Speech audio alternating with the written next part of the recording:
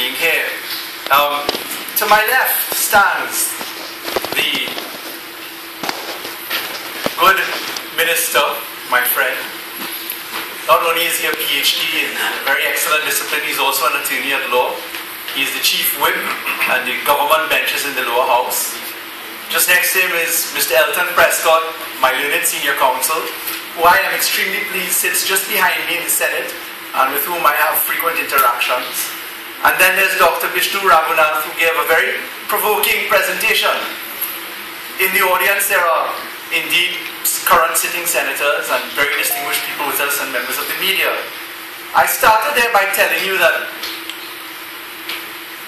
this is an issue which concerns the highest level of responsibility and accountability, and it's the first time that we're having in the public domain people from different benches sit not only to face each other and to present our various presentations, but to answer your questions. So I hope that the question time will be very lively. There's so much to say when you come last, mainly because you ought to reflect properly upon the presentations of those that have gone before you. If I were to summarize those, I would say my learned colleague, the leader, the chief whip on the government bench gave what I consider to be a vanilla explanation, as he should, from his perspective. I would then say that my learned senior, my colleague in the profession, Senator Prescott, gave an excellent introduction into where the real focus ought to be when we consider laws, and that is the efficacy and propriety of any law that we passed, and he reflected upon the constitutionality of the repealing and amending law to Act number 20 of 2011. Much of his concern from a legal perspective I share as well, and I'll come to that. Dr. Raghunath, I have to say I struggled to follow, and I mean that most respectfully, because he was speaking about the parliamentary system, and he proposed a very provocative question as to whether the parliamentary system failed. He in his discourse said that it had not in his view, but I was confused insofar as there seemed to be a lack of distinction between the three roles upon which our system is based, and I didn't think that he reflected carefully enough upon the role of the executive as being distinct from that of the parliament. So I didn't quite understand how the parliament could have failed in the proclamation of law, which is the sole domain of the executive. I could follow his argument insofar as he proposed a question as to whether the law in and of itself, section 34, was appropriate. I wish to say that I am certainly one of those persons who supported Act number 20 of 2011, that's the original law to amend the preliminary inquiry system which we had. The preliminary inquiry system has been with us for over 100 years on our rules. Since 1838 come forward, we've had laws which deal with the efficiency of preliminary inquiries. For those of us that are not sure what that's about, a preliminary inquiry is the first step to scrutinizing the prosecution's case.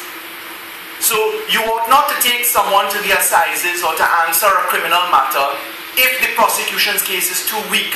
And so there is a screening of the prosecution's evidence in a preliminary inquiry, and only matters which are deserving of going to the higher court get there. The system is overburdened, it is creaking, it is about to break. There's an immense backlog of cases. There are over 100,000 cases languishing in the system, and the system is run by judges who are lawyers, by prosecutors who are lawyers, by defense attorneys who are lawyers, by magistrates who are lawyers. So shifting people to populate the system from the legal fraternity only shifts a certain number of resources at any one point in time. Simple point is, you cannot simply populate the system with people to deal with a backlog.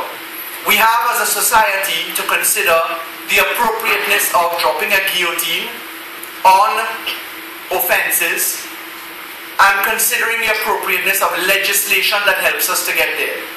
Putting it into its simple form, Act number 20 of 2011, before it was amended on September 13th, 2000, September 14th, 2012, proposed a move from a preliminary inquiry system which could be abused, if I were to put it plainly, and stretched and manipulated, into a sufficiency system.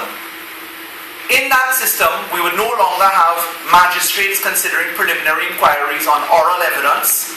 We would have a sufficiency hearing where a master of the court, schooled in criminal law and procedure, would consider the sufficiency of paper evidence before him or her.